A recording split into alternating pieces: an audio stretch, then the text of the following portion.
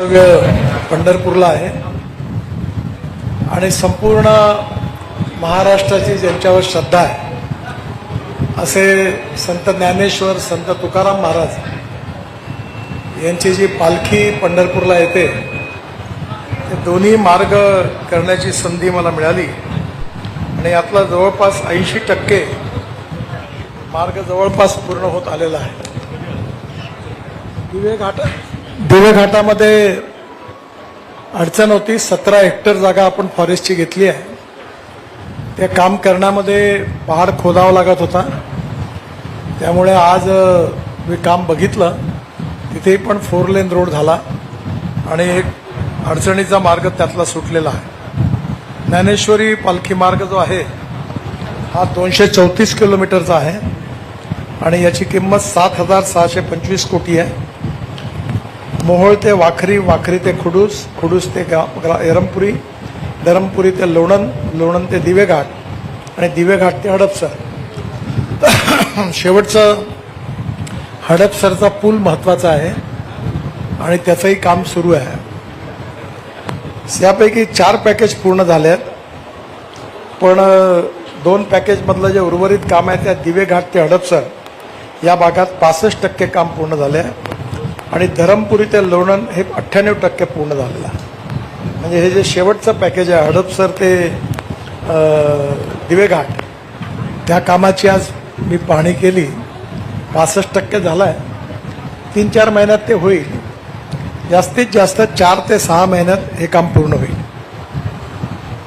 याच्यामध्ये चौपदरीकरण करताना वारकऱ्यांसाठी स्वतंत्र लेन 3.5 किलोमीटरची ठेवली आहे. विशेषतः त्यामुळे त्यांचं पायी चालणं सुरक्षित व सुव्यवस्थित होईल. दिवेघाटमध्ये रस्त्याची रुंदी 2 वरून 4 लेनमध्ये केली आहे, त्यामुळे ॲक्सिडेंट होणार नाही. अनेक ठिकाणी फ्लायओव्हर, रेल्वे ओव्हरब्रिज, अंडरपास हे होणार आहेत. काही ठिकाणी दोन्ही बाजूला डेव्हलपमेंट झाली आहे, त्यामुळे मी फूट ओव्हरब्रिज असे बनवायची सूचना केली आहे की ज्याच्यामध्ये 3 व्हीलर आणि स्कूटर वरती चढून आणता येईल आणि दिव्यांगांकरता आणि सिनियर सिटीजनकरता इलेक्ट्रिक लिफ्टची व्यवस्था ठेवून, म्हणजे दोन्ही बाजूने जाण्याकरता अडचण येणार नाही.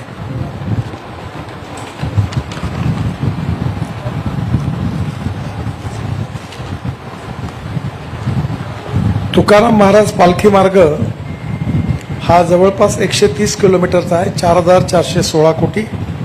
3 पॅकेजमध्ये पाटस ते बारामती, बारामती ते इंदापूर, इंदापूर ते तोंडले. यापैकी पाटस ते बारामती हा भाग पूर्ण झाला.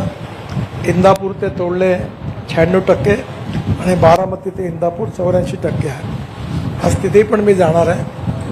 साधारणतः बारामती, बावडा, अकलूज आणि श्रीपूर या गावांना आपण बायपास पण केलेला आहे. अनेक ठिकाणी जिथे आवश्यक आहे तिथे बायपास केलेला आहे. आज काही नवीन कामाची या घोषणा पण मी आजच्या ह्याच्यात करणार आहे.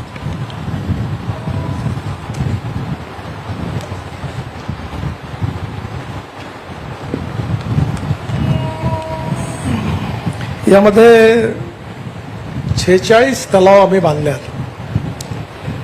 33.45 लक्ष टन माती मुरुम महामार्गाच्या वापरण्यासाठी आलेला आहे आणि 3,345 TCM क्युबिक मीटर एवढं पाणी स्टोरेज झालेलं आहे. शिवाय अनुदानित प्रकल्प आहे.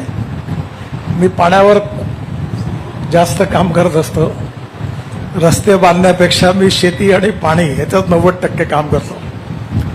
मला 17 डिलीट डॉक्टरेट मिळालेले आहेत. त्यापैकी 7 doctorate and delete water conservation आणि ॲग्रिकल्चरवर आहे. याच्यामध्ये पाण्याच्या कामाबरोबर 40,000 आम्ही झाडं लावलेली आहेत आणि ती विशेषतः ज्ञानेश्वर महाराजांनी वृक्षवल्लीमध्ये जी नावं दिली ती शोधून शोधून ती लावलेली आहे. त्याच्याचबरोबर 450 झाडं ट्रान्सप्लांट केलेली आहे. याच्यामध्ये एक आठवण मी करून देतो. स्वर्गीय अजितदादा पवार यांनी कान्हेरी गावाजवळ फॉरेस्टची जागा होती, ते देत नव्हते. तेव्हा त्यांनी कठोर निर्णय घेतला आणि आम्ही फॉरेस्टमध्ये घुसून मोठं वॉटर स्टोरेज बांधलं आहे. कॉन्क्रीटचा बंधारा आहे, बंड आहे आणि त्याच्यामुळे त्या भागात पाणी अडलं. तोही त्यातलं एक आहे.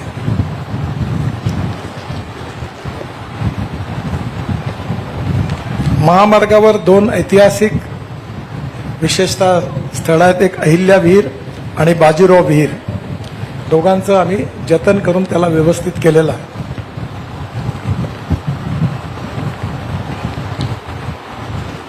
याच्यामध्ये एक इनोव्हेटिव्ह टेक्नॉलॉजी वापरलेली आहे. तुम्हाला माहिती आहे आपल्याकडे मेट्रोमध्ये आणि पुलामध्ये जे 2 पियर तयार होतात त्यातलं अंतर मॅक्झिमम 30 ते 40 किलोमीटर असतं 2 पियरमधलं. पण मीटर 30 ते 40 मीटर. पण आपण आता जे नवीन टेक्नॉलॉजी वापरली आहे त्याच्याकरता त्यात 120 मीटर 100 ते 120 मीटर आपण ही मलेशियातून आणली. मी स्वतः याच्यात इंटरेस्ट घेतला. हा जो वरचा बीम कास्ट होतो यात लोखंड नाही आहे, स्टील फायबर आहे. त्यामुळे कॉन्क्रीटपेक्षा तो लोखंडापेक्षा चौपट मजबूत होतो. आणि याला एक UHPFRC म्हणजे ultra high performance fibre reinforce concrete असं म्हणतात. त्याचा वापर आपण केला आहे.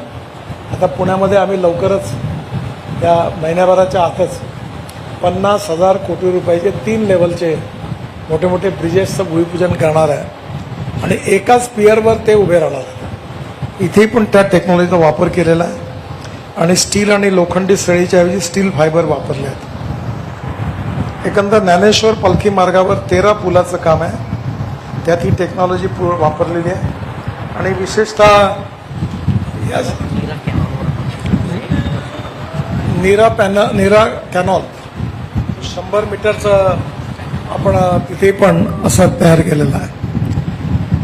दिवे घाटचं काम जे आहे ते साधारणतः मला अंदाज दिला पण डिसेंबरपर्यंत पूर्ण करण्याचा प्रयत्न करू. जेजुरीला मी आज फ्लायओव्हरची घोषणा करतोय. याची लांबी 2 किलोमीटर आहे, किंमत 250 कोटी आहे. या पुलामुळे जेजुरी गड दर्शनासाठी येणाऱ्या भाविकांची वाहतूक कोंडीतून सुटका होईल और शहरातलं अपघाताचं प्रमाण कमी होईल. फलटण शहरचं 1 टाइम इम्प्रूव्हमेंट 97 कोटी रुपये मंजूर केलेले आहेत. या कामाची निविदा प्रक्रिया सुरू आहे. ही प्रक्रिया पूर्ण होतात प्रत्यक्ष कामाला सुरुवात होईल. विशेषतः 6-7 किलोमीटर 6.7 किलोमीटर हा 4 लेन करण्याची मागणी होती, ती केली आहे. मी मागे पलटणला आलो तेव्हा निंबाळकरांनी मला ती दाखवली होती. हा रस्ता मी पाहिला आहे आणि आता लवकर त्याचं काम सुरू होईल. नीरा रोडवरील आरोबी 72 मीटर सिंगल स्पॅन हा आरोबीमुळे अखंडित असणारा रस्ता जोडला जाईल. त्यामुळे सध्या होतल्या वाहतूक कोंडीतून सुटका होईल. टेंभुर्णी पंढरपूर NH 561A लांबी 48 किलोमीटर, किंमत 950 कोटी. यात पंढरपूर बायपासची 9.5 किलोमीटर समाविष्ट आहे. त्याची पण आज मी मंजुरीची घोषणा करतो. हे पण नाही. पंढरपूरचा पूर्ण रिंग रोड एकूण लांबी 40 किलोमीटर 13 किलोमीटर पूर्ण झालेली आहे आणि 9.5 किलोमीटर टेंभुर्णी पंढरपूर अंतर्गत प्रस्तावित आहे. शिर्डी अहिल्यानगर टेंभुर्णीकडून येणारी वाहतूक पंढरपूर शहरात प्रवेश न करता विजापूर मंगळवेढा मार्गे शहराबाहेर जाईल व अपघाताचं प्रमाण कमी होईल. उर्वरित 18 किलोमीटरचा DPR त्याचे काम हाती घेतलेलं आहे. त्यामुळे वाखरी ते अनवाणी सातार रोड, कराड रोड व सांगळा रोड यांना क्रॉस करून मंगळवेढा रोडला ते मिळणार आहे.